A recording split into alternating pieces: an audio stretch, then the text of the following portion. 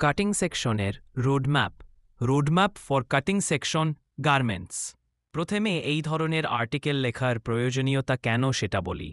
আমার ব্যক্তিগতভাবে কাটিং সেকশনে ব্যবহৃত সকল মেশিনের নাম এবং তাদের ফাংশন জানার প্রয়োজন হয়েছিল, কিন্তু দুঃখের বিষয় হল গুগলে সার্চ করে কোনো পরিপূর্ণ আর্টিকেল পেলাম না, ইংলিশেই পেলাম না, আর বাংলায় তো পাওয়ার সম্ভাবনাই নেই।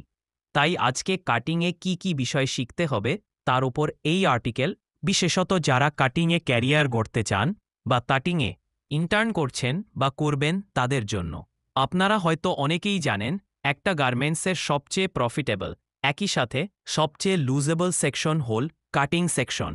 আপনি যদি প্রপারলি কাটিং সেকশনকে ক্যালকুলেটিভ ওয়েতে ব্যবহার করতে পারেন, তবে আপনি কোম্পানির বিপুল অর্থ সেভ করতে পারবেন।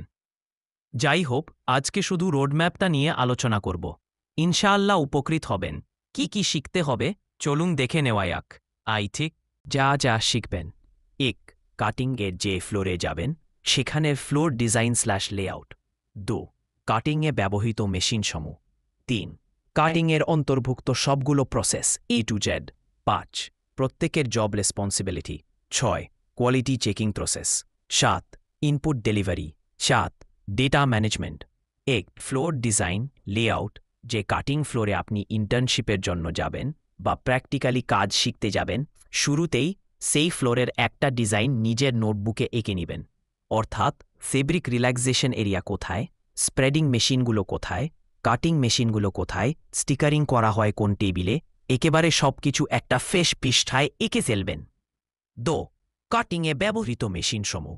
কাটিং সেকশনে যত ধরনের মেশিন ব্যবহৃত হয় সবগুলোর মেশিনের নাম, ফাংশন, প্যারামিটার এবং বিশেষত যদি সম্ভব হয় মেশিনগুলো অপারেট করাও শিখে নেবেন।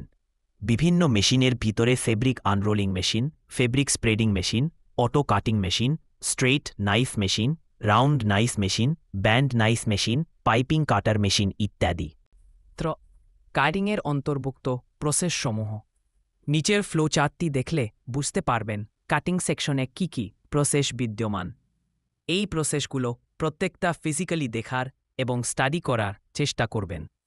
পিও শিট, প্রোডাকশন অর্ডার শিট, টেক্সান tech pattern receive, marker making, fabric receive, ready for input, fabric unrolling, quality checking, fabric relaxation, bundle card writing, fabric spreading laying, bundling, marker placing, stickering, cutting sorting. দড়িসুমে প্রত্যেকের job responsibility জানার চেষ্টা করবেন, যেমন manager কি কাজ করে থাকেন, ইনচার্জের দায়িত্ব কি, অপারেটর কোন বিষয়ে জবাবদিহিতা করে থাকে ইত্যাদি। পাশারও কোয়ালিটি চেকিং প্রসেস, কোয়ালিটি কয়েকটি পর্যায়ে চেক হয়ে থাকে, যেমন স্প্রেডিংয়ের সময়, কাটিংয়ের সময়, বান্ডলিং, স্টিকারিংয়ের সময়। এছাড়া ফেব্রিক স্টোর থেকে ফ্লোরে আসার পরেও ফেব্রিক চেকিং হয়, এগুলো বিশেষত জানতে হবে। 6. ইনপুট ডেলিভারি অর্থাৎ সুইং ফ্লোরে কাট পার্টস ডেলিভারি। কিভাবে ইনপুট ম্যানেজ করে এবং ডাটা মেনটেন করে এগুলো জানতে হবে। ইনপুট বায়ার ওয়াইজ ডেলিভারি হয় নাকি স্টাইল ওয়াইজ ডেলিভারি দেওয়া হয়, সবগুলোর ধারণা নিতে হবে। 7. ডাটা ম্যানেজমেন্ট, ডাটা মেনটেন করা কাটিংয়ের সবচেয়ে গুরুত্বপূর্ণ একটি পার্ট।